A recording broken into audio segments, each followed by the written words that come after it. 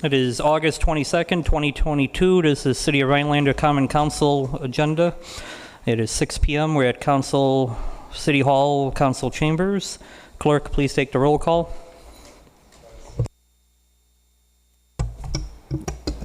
There we go.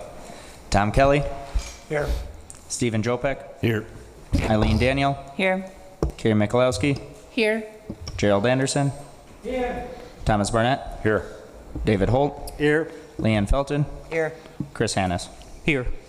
We have quorum. Going on to the Pledge of Allegiance, number 3.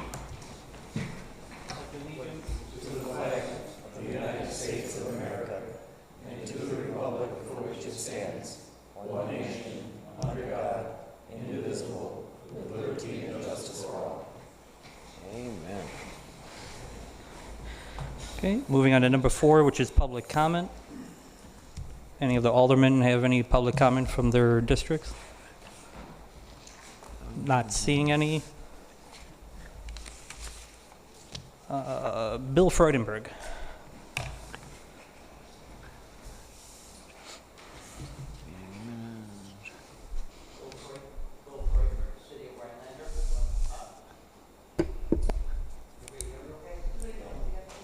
Bill Freudenberg, City of Rhinelander. Thank you for allowing me to speak on the topic that I'm going to support here tonight, which is the Snowmobile Club and the snowmobilers in particular. We need to support these groups. The snowmobilers, they make sure everything goes right for their snowmobilers, and if there's problems, they take care of it. It's a positive, it's a win-win. I know we were talking about some language the last time we had a meeting, but I think we need to work through this. We need to get this passed. We have the ATVs in town now, so we deal with the ATVs. They're having a lot of fun. Some are getting a little carried away at the same time, but we need to really endorse these snowmobilers, and we need to really endorse our sports activities in the community that we live in. So thank you very much. Thank you. Scott?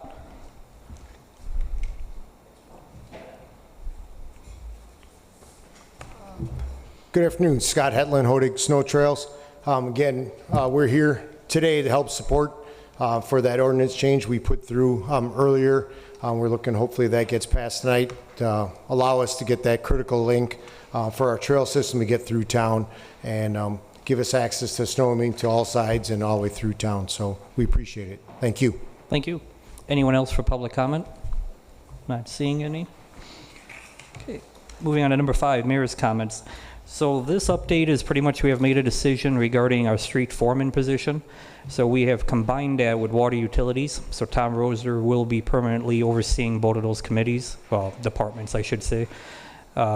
With this, he did get a little bit of a pay bump, so he's happy where he fell on it from a benefits package. And then this has also brought a reduction or savings to the general fund by combining both of these positions. So I just wanted to make you all aware of that. So moving forward, he oversees both of those 2 departments. Okay. Moving on to consent agenda, would entertain a motion to approve. So moved. I will make a motion to approve the consent agenda of 1 item. Daniel second. Oh, did you have more? No. Okay, Daniel second. Any discussion? Not seeing none. All those in favor? Aye. Aye. All those opposed? Motion passes. Moving on to number 7, which is a presentation from the Public Art Commission.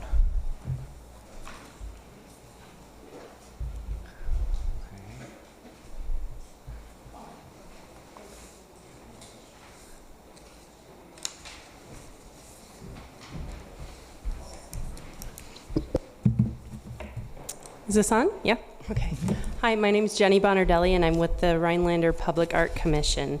And I'm here to just kind of give you guys an update. I am going to give you all a little handout here. I'm allowed to do that, correct? Okay.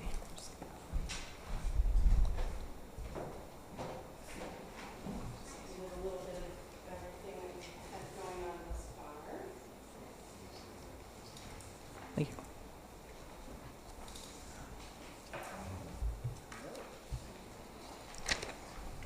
Thank you.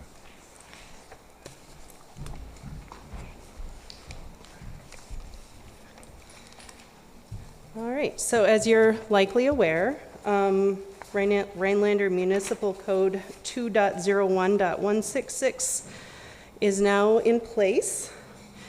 And in the first page there, I've just pulled that from the actual municipal code for your immediate reference. You'll note there are terms of the members and vacancies requirements. The breadth of the members are there, and that they're all volunteers. Towards the bottom of the page is kind of the meat of it, where the commission will review proposed public art to be placed within, on, or above public property, and any similar art to be placed in public rights of way to ensure compliance with city policies. And these reviews will be done in consultation with appropriate city departments. Most notably, a lot of the things, larger things that would come across our plate, we would vet for likely council action. I'd just like to give you a brief timeline of some of the stuff we've been up to. So in December of 2021, we had our initial meeting of the 5-member board. We got to work creating a structure of the Public Art Commission, what that could look like, with guidance from Art Start facilitators. Oh, we're not ready yet. That's our eye candy that you guys will get to have soon. So we had our initial meeting. We created the structure of the Public Art Commission with guidance from some Art Start facilitators. We began draft application forms, which is in your packet. Those are no longer the draft forms. We've finalized those. In your packet is a draft map that is still in a work in progress. We did some logo design and surveying of current inventory. We defined our mission to facilitate, direct, advise, and manage, as noted on the bottom of the submittal checklist. In February, we began to get requests in the form of a piece called Logjam by John Fetzer and some rain art via a Hodag Cares program with the Rhinelander School District. In March, we finalized our application.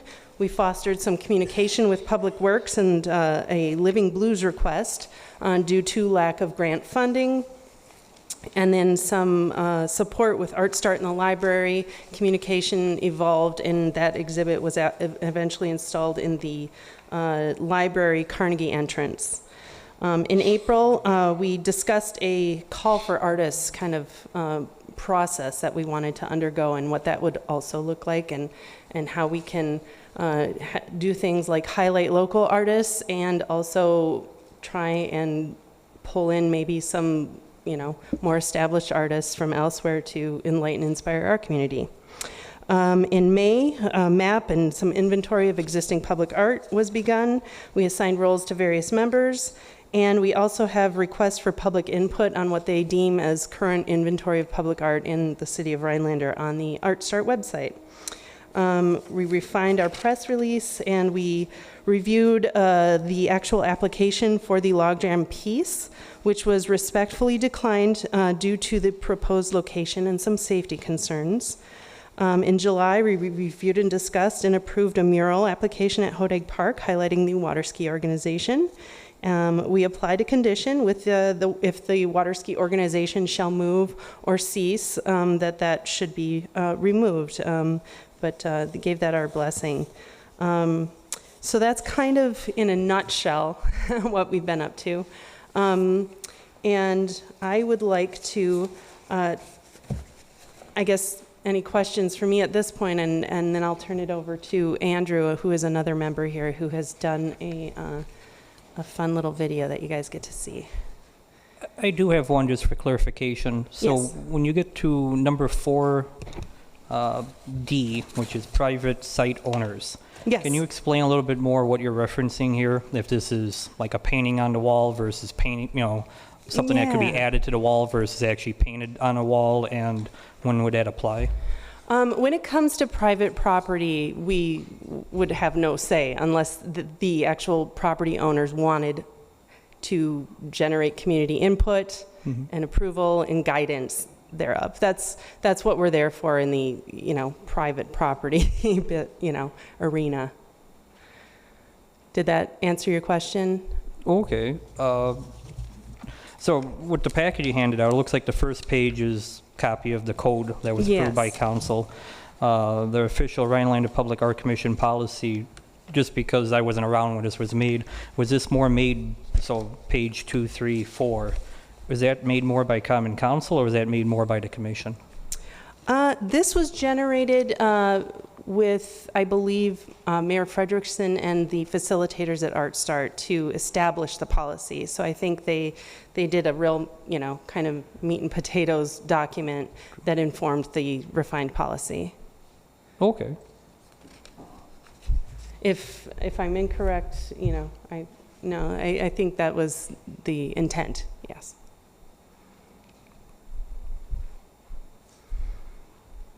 So it's the official, unofficial. Kind of like bylaws by the Helping committee. us kind of guide Yeah. us, because some of this can get abstract in the realm of kind of art and public art, so we're trying to True. keep our lanes. Oh, true. I mean, the only thing I had concerned there is it's hard to dictate on a private site what people can and cannot put up. Right. So that's why I was a Yes. little concerned about that. Yes. But, No, any thank kind you of, for clarifying. any kind of no, public we have building. no intention whatsoever. It's more to be a resource for them, to connect artists with property owners, be kind of a resource for that. I think some of the members who are involved in more of their professional daily lives in the art sector get approached by people and they're often left scrambling. I don't know how to, connect everybody. So we'll be kind of a vehicle for that. True. Have you guys approached acquiring funding to help people who want to do, let's say, a mural or something like that, in our city, to help them if they have gap issues with funding said project?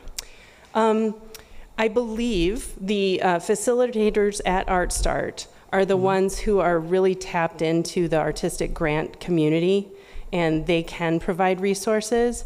We've kind of established that application, and it does ask on there specifically, what are your sources of funding? Because it could be across the board. I got nothing, but I got a cool idea. It could be, I've got a giant donor, I want to do this in a city park. It could be, let your imagination run wild. So the application is more or less kicking the door open for a real conversation of how to proceed.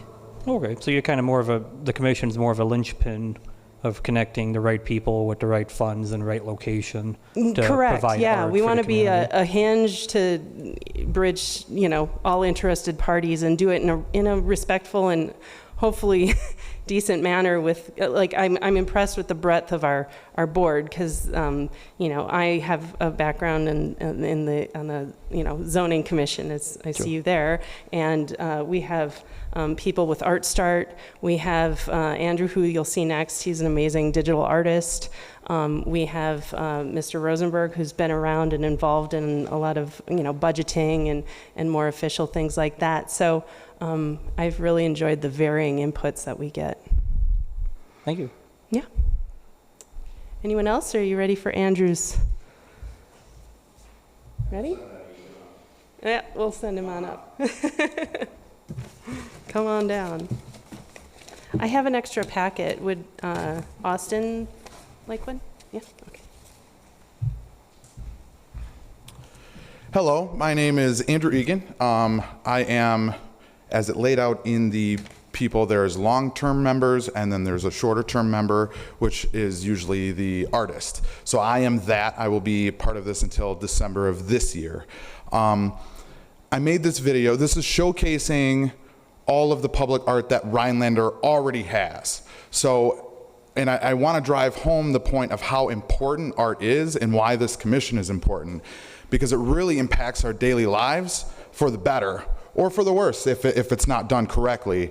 And I think it grows community and it expands community and it brings people together.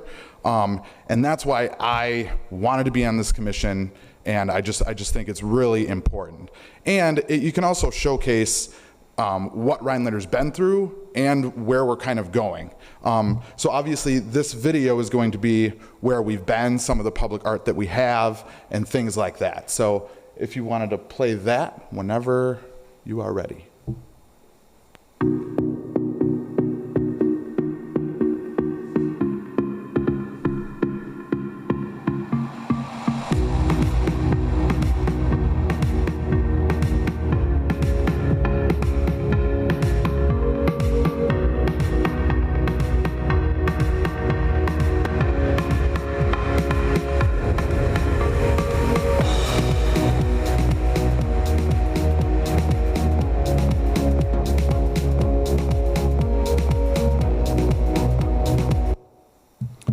So as you can see there at the end, that was what Jenny was referring to when we're going to, we've talked about getting together a press release to put out a call for more public art in the area. And this is going to be one facet of how we do it. We're going to post on the Facebook page, and we're going to approach hopefully Dan from Newswatch 12 or that organization to kind of spread the message that Rhinelander is a community that cares about art, and we're looking for people to create art wherever they can, and thus we can facilitate that art in whatever fashion the commission can do.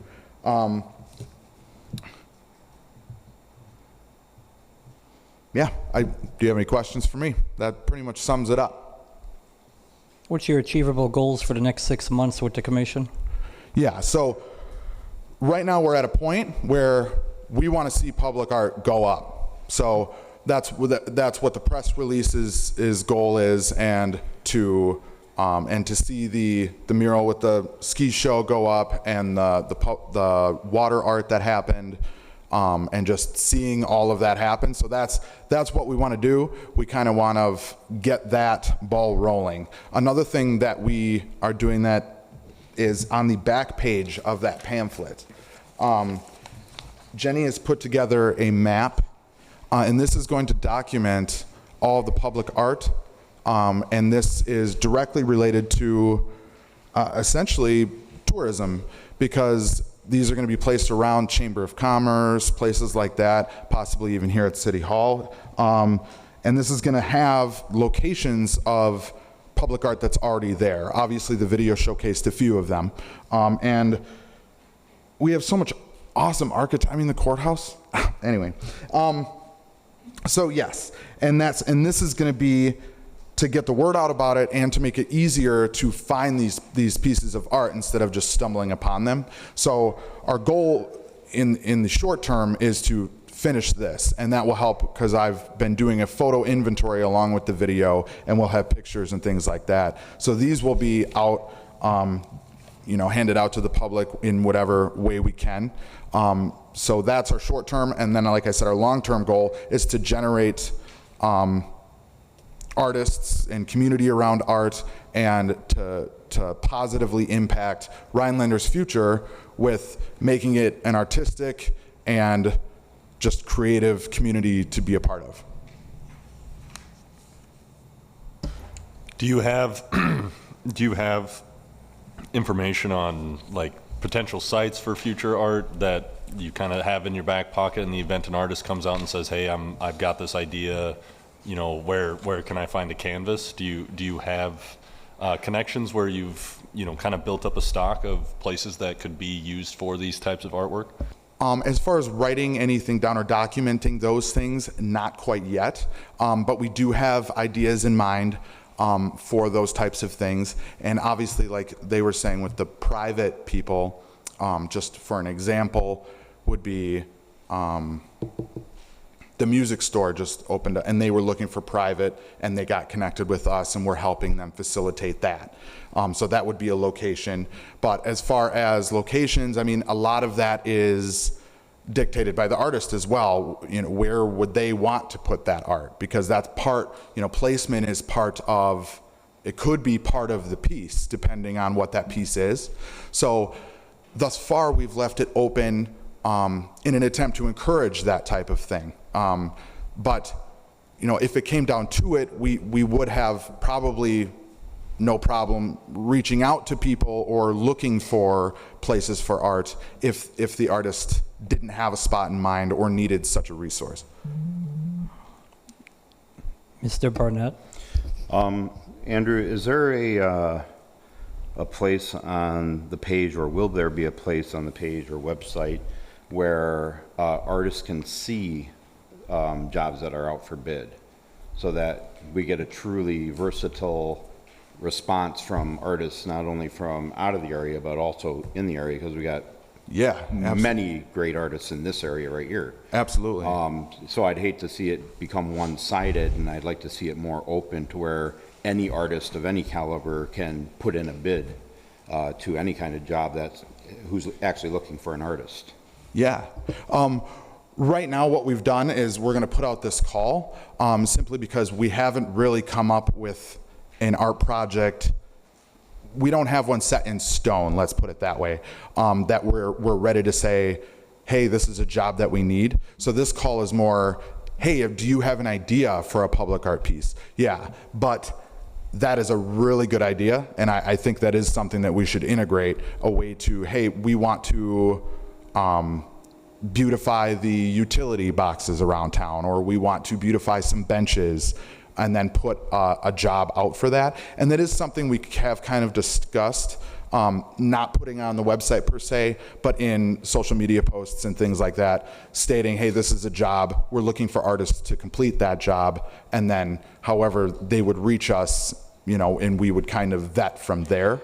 But putting a job like on a website, I think that would be a valuable resource as well. That's a really good idea. Mr. Jopek? How connected are you with the school system and their art programs? Have you met with their teachers and just the possibility that the students might have, especially those that are graduating, potentially going into art programs, that might have an opportunity to leave a lasting imprint on the city? Have you guys connected with that department at all at the high school or the middle school? Not to my knowledge as of right now, but I'm speaking for myself. But I think the general consensus of that idea would be received positively within the commission. So that is something that we are kind of going forward with, like trying to find people, but we absolutely want to ingrain as many people into public art, and specifically to beautify Rhinelander and bring them together through art. And I think that would fold into that very well. So to answer your question, no, we have not done that, but I think we should do that moving forward. Just for everyone's aware, they've been around for 8 months. Yes. Yeah. So it's a relatively new Yeah, we group. finished the application, I think, 2 months ago. Yeah. So we've got that part, and that's why we're here now, because we feel like we finally hit a point where we can say, hey, let's start to get stuff going. So this is actually really valuable feedback for us that I think we should absolutely roll in to where we're going. And yeah, absolutely. Cool. Not seeing anyone else. Thank you so much. Thank you. You guys have a good rest of your evening. Okay, moving on to number 8, ordinances. So we have 8A, which is section 4.02.176, snowmobile access. Mr. Kelly? Chris, I would like to make a motion to approve the ordinance amending section .4.02.176, the snowmobile access. Daniel, second. Fight you for it. Since Miss Daniel was the loudest, I would take hers. Okay, there's a motion and a second. Mr. Anderson? I have a couple of questions about the wording of it now that I'm thinking about it over a couple of weeks. One is, should it specifically include the right to cross Stevens Street? That was the main item of discussion last year. It seems like that should be included if that's what we intend. And likewise, actually in E, is how much of Olson Lane is included in the snowmobile route? So regarding E, my understanding is that's almost in use anymore, because Driscoll Road used to connect up behind Walmart to the bypass, as well as it used to go towards more downtown years ago. But then with those apartments being built and what have you, I think a lot of that just dried up with traffic side. I don't know if Mr. Kelly, no, so that's more almost obsolete, besides maybe very local traffic. So E ought to be eliminated then? No, they still mark it, I think. Still do. Oh, true, for the local hotel, so. And then regarding. Mr. Mayor, if somebody's going to speak, they really should identify themselves, go to the mic. I mean, if so, in other words. So that was Scott from the Snowmobile Club, just for everyone's aware. Yeah, otherwise the message gets all mixed. True. Thank you. And then regarding crossing the road, I would defer to Steve, our attorney, to see if we should designate that in the ordinance. Yeah, I mean, we can certainly say that we could make a specific reference to the crossing of the road at the location to be identified. I mean, I think I would have a tendency to agree with Gerald that that's kind of what the whole discussion's been about, is the damage that may or may not be done to the street. So are you thinking like a 3G crossing of Stevens Street at Menominee Drive would suffice? I could even see F including something like, comma, including crossing North Stevens Street. Or do it separately. So would that be official amendment you're looking to do? I'll move to amend item F to add including crossing North Stevens Street. Holt, second. Ms. Daniel? Well, this actually goes back to the original motion. However, I was just going to say that because the ordinance already says the below listed streets marked as a designated snowmobile route are open for snowmobile use, I would imagine that that crossing is going to be marked as a designated snowmobile route, which none of the other ones mention any crossings or anything like that. So it's pretty straightforward to me that if a trail is marked, it's a trail. Mr. Holt? Yeah, I somewhat in connection to that, but also a little bit part of what Gerald pointed out earlier about Olson. The ordinance spells out that there is access granted where signage is, right? It doesn't spell out exactly what the signage is going to, the details of that, which means that my reading of this is that the city is able to modify the signage as years progress without changing the ordinance, right?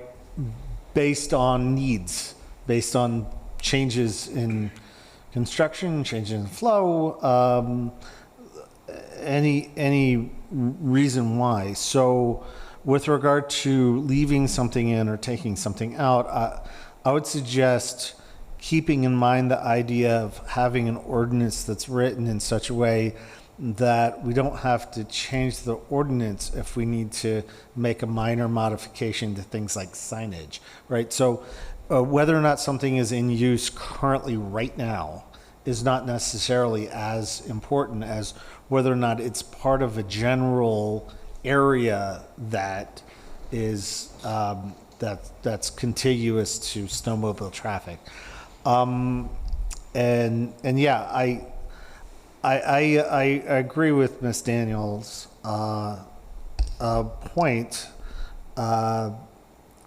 I don't think it hurts anything to specify the crossing as well. So. Mr. Anderson? Well, I don't understand the interpretation that the signs can be put up any place you want without changing the ordinance. This is specifically spelling out where the signs can go, and only in these places. So I think we want to be fairly specific about what we want. And especially, I'm just thinking in view of all the discussion we had last year about crossing Stevens Street, that it ought to be mentioned that we're covering that. True. Yes. Cool. Okay, not seeing any more discussion on the amendment. All those in favor? Aye. All those opposed? Nay. Okay, Ms. Daniel, just for the record. Okay, now going back to the original motion, any more discussion?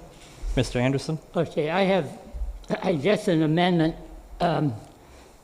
that sentence that Mr. Holt just read. We voted to change that at the last meeting, to read, only the below-listed streets may be used as a snowmobile route. That's what our minutes say. That was Ms. Michalowski's motion to amend. So I think that's the way that sentence should read. And if, so I would move to amend it to say, only the below-listed streets may be used as a snowmobile route. That's really what our intention with this whole ordinance is. Are you referring to 1-A?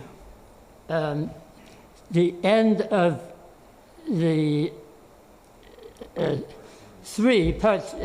paragraph 3, at the very end, the sentence says any portion of the below-listed streets. That sentence. The amendment at the last meeting was to have that read, only the below-listed streets may be used as a snowmobile route.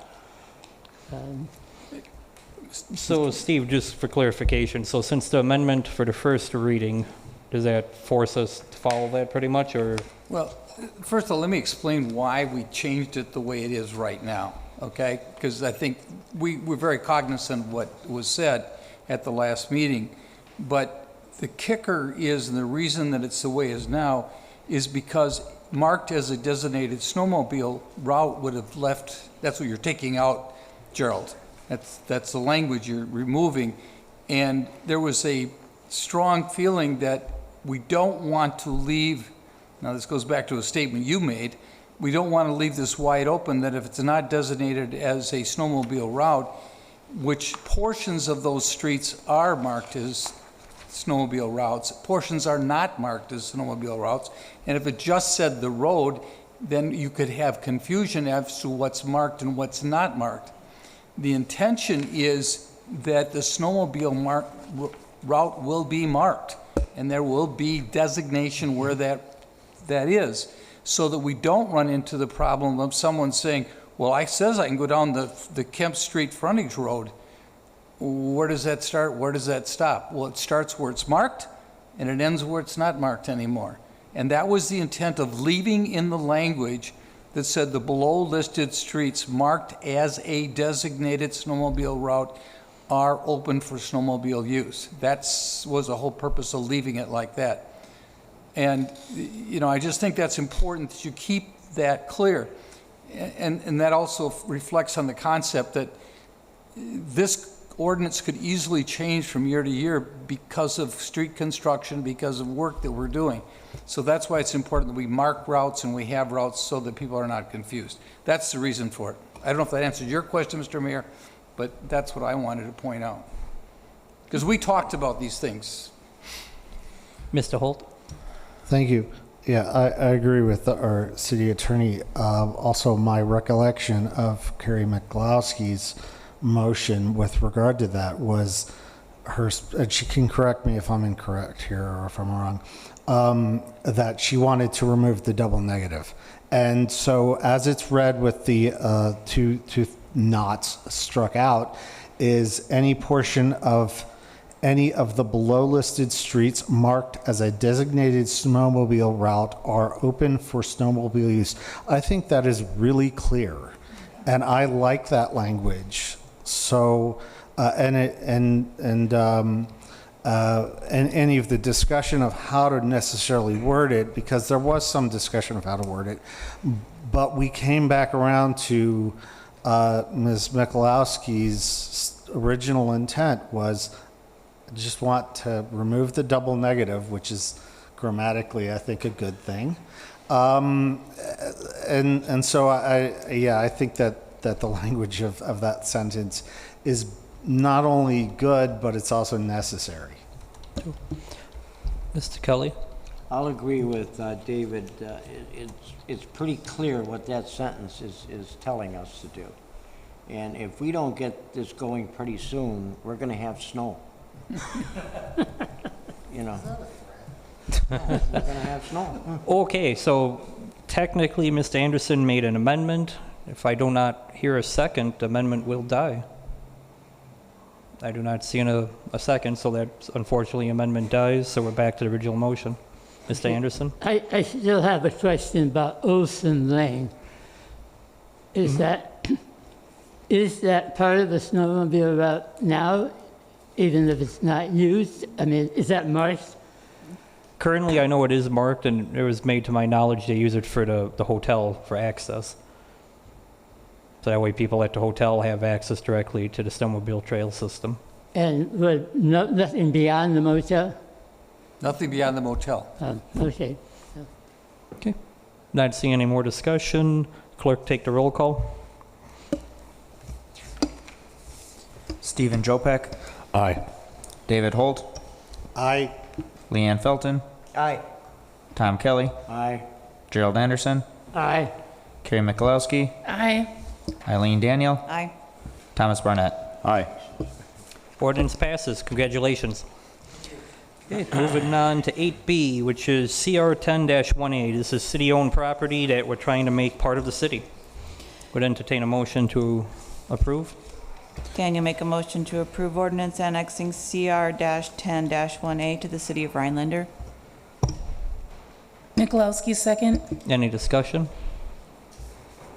Not seeing none. Clerk, take the roll call. David Holt. Aye. Gerald Anderson. Aye. Stephen Jopek. Aye. Carrie Mikulowski. Aye.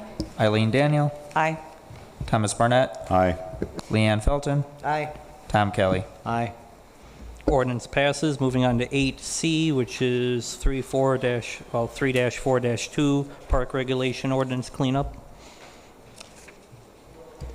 Barnett, I make a motion to approve ordinance amending section 3.04.02 park regulations. Hold second. Any discussion? Mr. Anderson? Yeah. Again, this has to do with the amendments made at the last meeting.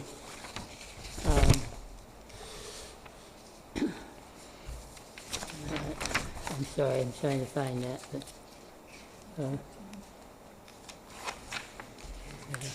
okay.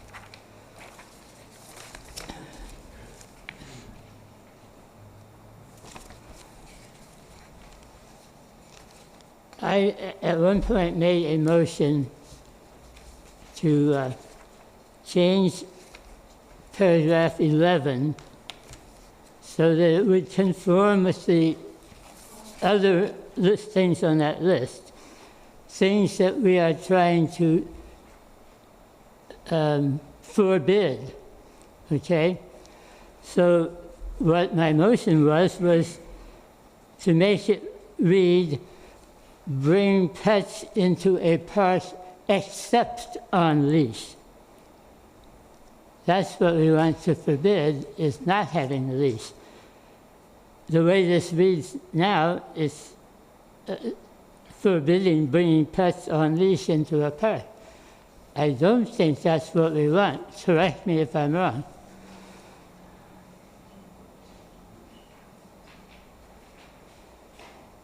I'll let our attorney weigh in.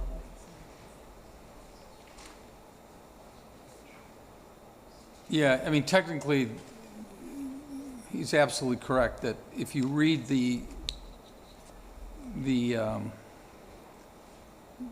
dispositive language, it starts before the 5, 6, 7, and so on and so forth. It says that you shouldn't be doing these things. So it should really say that pets not on a leash, as it was explained, is really the way it should be written. The problem gets to be that the last part of that sentence gets to your old world of double negatives again. You know, it says nobody should bring a pet into the park except on a leash. And I suppose that then you can say, persons shall not suffer their pets to deprive or disrupt enjoyment or use of any others. You just don't want to get into a double negative again if you could do that. So why don't we just do 11, all pets must be leashed and no person should, as written. Because this is a list of things not to do. Yeah. So we have to state it the way the others are. Yeah, so it should be stated that no person shall bring a pet that is not on a leash to the park. period. Could it be bring pets unleashed in the park? Or unleashed or not unleashed with him. And then it's concise. Do you want a motion on that? Well, technically, if he made that motion last time, that should have been corrected in here, correct? Well, I should correct the last part of it too. I mean, I agree with Steve that those two things shouldn't be strung together that way in the same sentence. So I'd like to move that it read, bring unleashed pets into the park or allow a pet to deprive or disrupt the enjoyment or use of the area by others. And that would be a new amendment, so that should be an amendment. True. So he moved, so moved. Okay, is there a second to the amendment? I'll second that. Oh. Loudest one wins. Any discussion on the amendment? Okay, not seeing any discussion. All those in favor of the amendment? Aye. Aye. All those opposed? Amendment passes. Going back to the ordinance. Any discussion on the ordinance?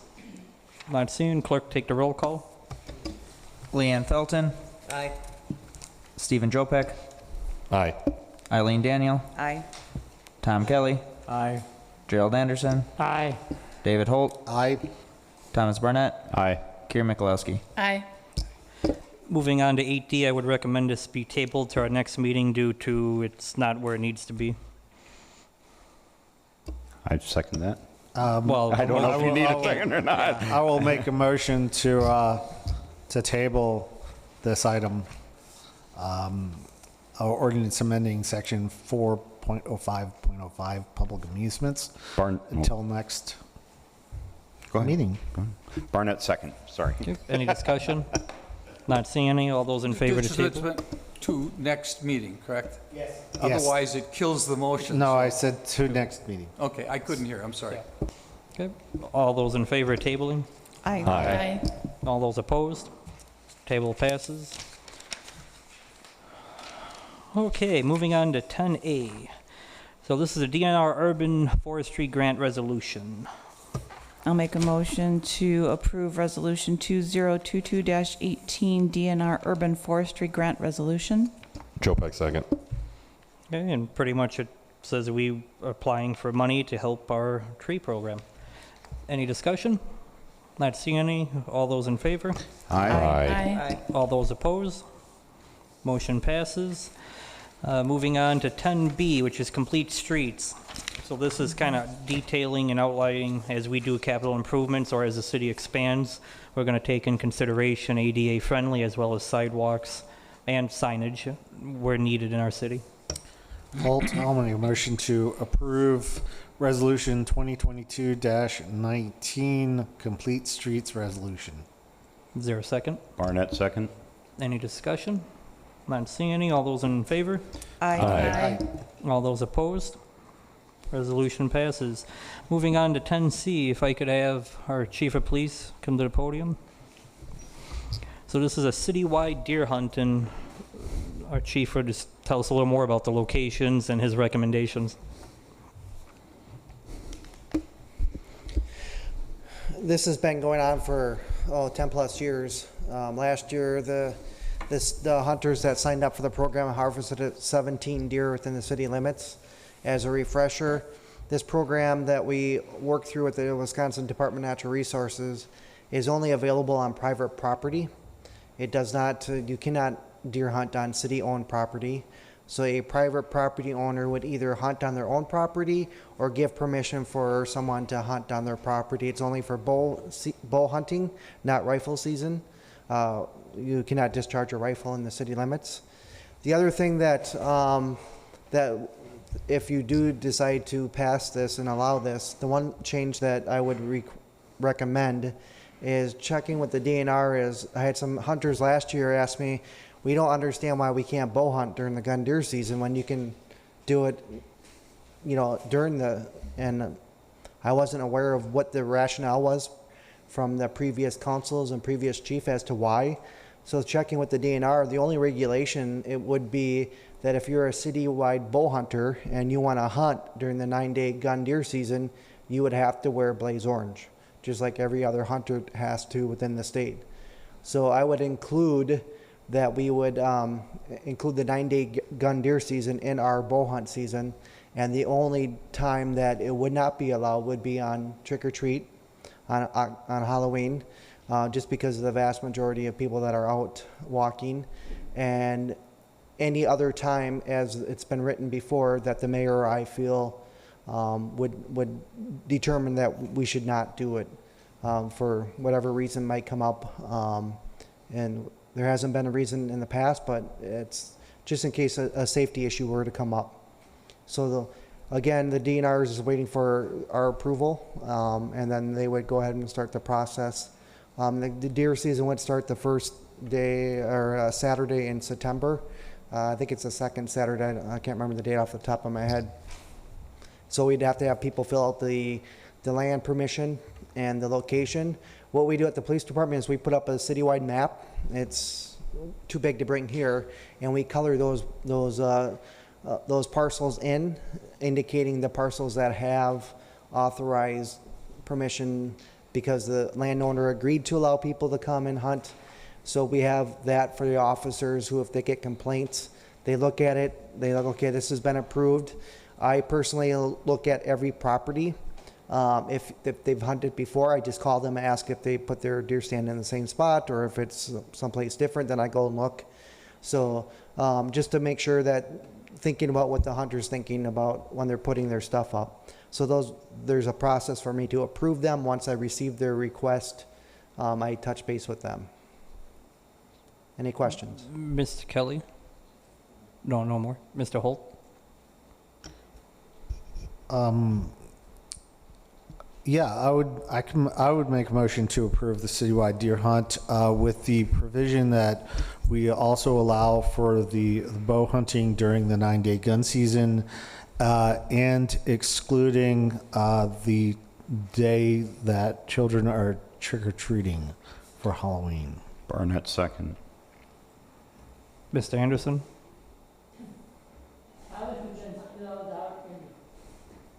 How has it been spelled out in the past? I'm not sure what all we're changing here. What we're changing, when we would do the press release, we would include in the fact that they are now allowed to hunt during the 9-day gun deer season as long as they wear blaze orange. That would be the only difference. And is this really a change of an ordinance at this point? It's not really, it's where are we at? Yeah, it's just an action by the body. Yeah, So it's a not program really- that the Wisconsin Department of Natural Resources allows the municipality to enter into with them. I will thank Mr. David Holt for making it very clear that the day they trick or treat, not exactly a specific day. So if for some reason trick or treating's on a different day, your motion is very valid. So thank you for that. Let's not go there again. It's Halloween.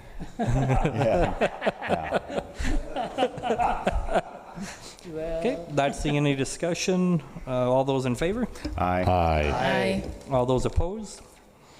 10C is approved. So regarding 10D, F. So those are all not ready due to, we're still waiting on surveys to come back for the first two, and the second one, the developer had to cancel and we had to postpone our meeting a week or two. So all those we really don't have nothing to report on at this time, so we could either table to the future meeting, or if you want, I could just strike it off, whatever you prefer. Daniel, make a motion to table items D, E, and F until our next meeting, or until those items are ready for review. Ooh, thank you for that too. Holt, second. Not seeing any discussion. All those in favor? Aye. All those opposed? Table passes. Moving on to G. So this one's a unique one. So we originally planned to rehab a lift station that currently will be part of a future development agreement.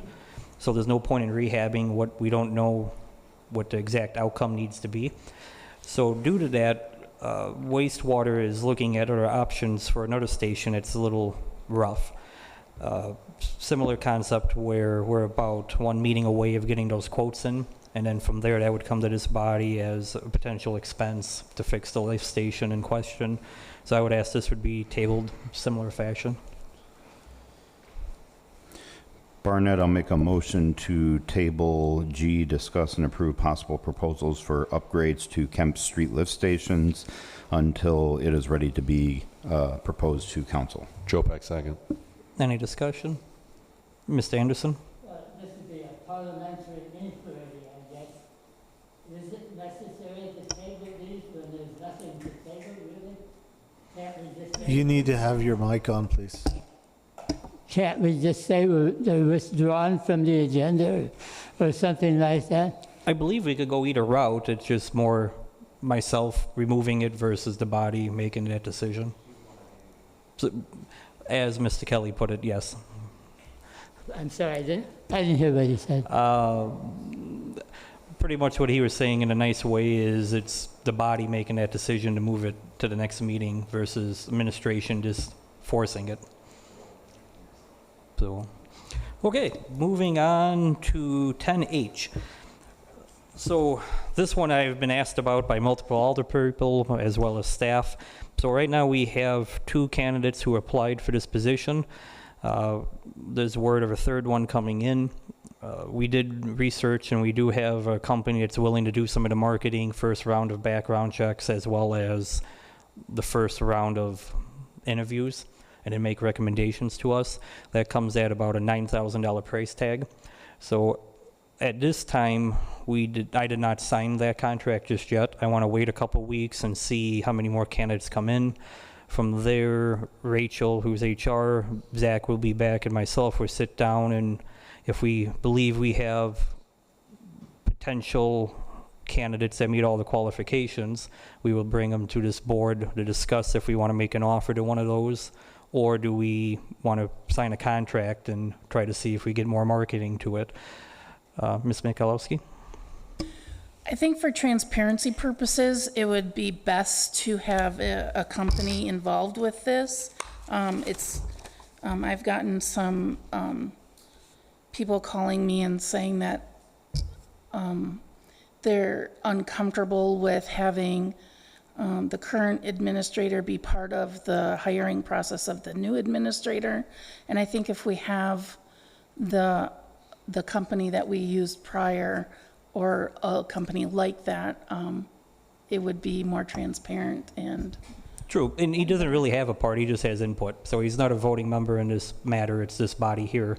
So pretty much, he's just more sitting as questioneering about what's his current day-to-day operation for transition purposes, but he doesn't really have a say of who gets hired.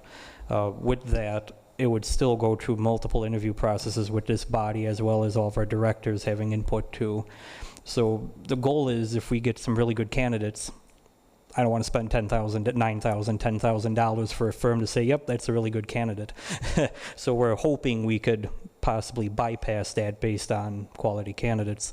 Now, granted, if the candidates who apply, this body does not feel fit for that position or direction we want to go, then we could explore that future. But at this time, I don't see a value of signing that document to spend 10 grand. I prefer to spend that elsewhere in the city. Ms. Daniels? I just wanted to agree with you on that point. We do have an HR director now, and in the past when we were hiring Zach, we did not have an HR director.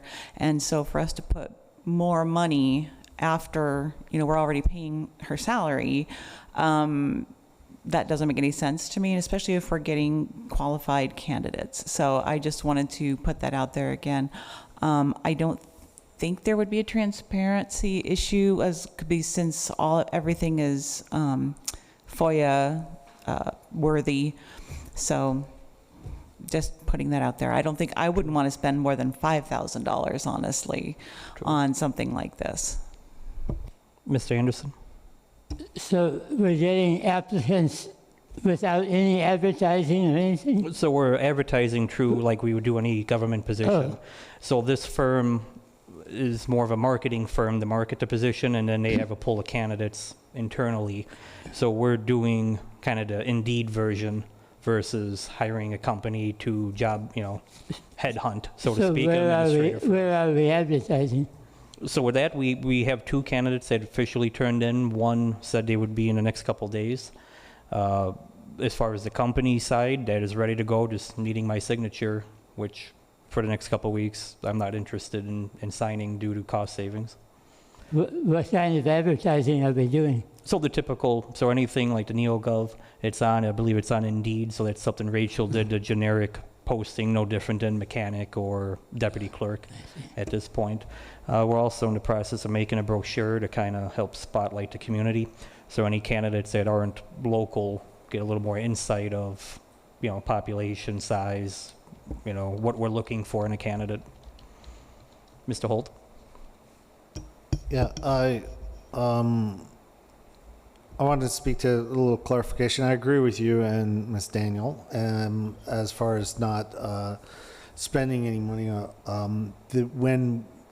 The firm that assisted the city prior to Zach, that was actually $20,000. So I wasn't sure if the 9,000 that you were mentioning was simply things like background checks, not actually recruiting candidates to come.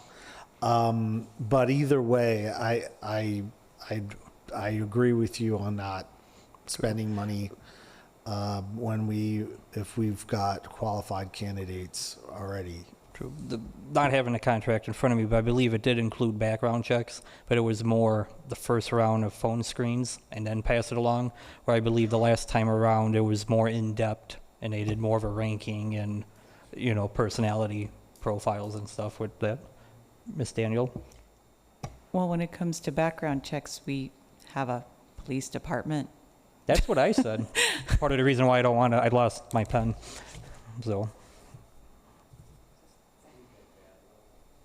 So, okay, so that's just an update on that. We do not have anything for closed session, so it is 6:58 and meeting adjourned.